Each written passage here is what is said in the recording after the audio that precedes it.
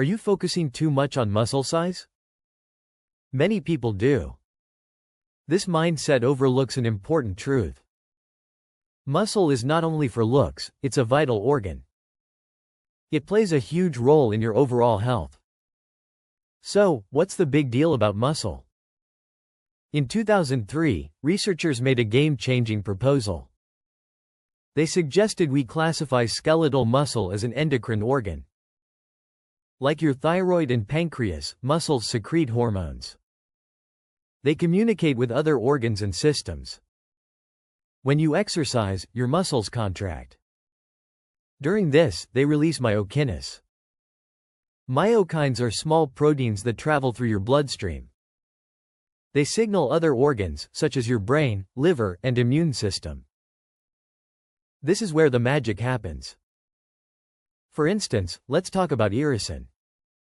When you work out, your muscles release irisin.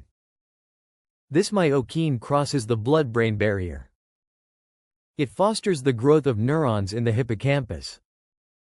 That's the part of your brain important for memory and learning. So, exercise can actually make you smarter. It's not just about oxygen, it's your muscle talking to your brain. But there's more to the story. Another myokine, IL-6, is released during muscle contraction. This one offers strong anti-inflammatory effects. Chronic inflammation contributes to major diseases, like heart disease and diabetes. Regular muscle use helps suppress this inflammation. Now, let's consider glucose regulation. Your muscle tissue is the main site for glucose disposal. About 80% of dietary glucose gets utilized by muscle. More muscle means better insulin sensitivity. This results in stable blood sugar levels. Fewer energy crashes and less afternoon fog. Research indicates that resistance training is key. It's one of the best ways to manage type 2 diabetes. Not just because muscle burns glucose during exercise, but because more muscle shifts how your body handles carbohydrates overall. Now, here's a critical number. After age 35, people lose 3 to 5% of muscle mass per decade. After 60, this rate increases. This condition is called sarcopenia. It's linked with metabolic diseases, cognitive decline, and a higher fall risk. In fact, a large 2022 study revealed something shocking. Low muscle mass was a stronger predictor of early mortality compared to BMI. You might be at a healthy weight but still be at risk if your muscle mass is low. The good news? You can address this issue at any age. Research shows resistance training can lead to muscle growth even in your 70s, 80s, and 90s. The body retains the ability to respond.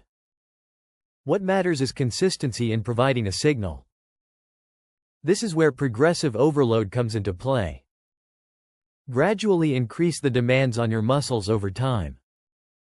If the stimulus stays the same, there's no reason for growth. This principle underlies pyramid training. Start with lighter weights, increase intensity, then decrease again. This exposes your muscles to changing loads. The result? Stronger, denser muscle. If you're combining pyramid training with intermittent fasting, you're on the right path. Fasting triggers autophagy and boosts growth hormone. Resistance training provides the necessary mechanical signal. This combination is highly effective. Consider the blue zones, communities where people live past 100 healthily. They weren't athletes, but they moved daily. Their lifestyles ensured consistent muscle activation over decades. That's no coincidence. In our next video, we'll dive deeper into an essential molecule in longevity science.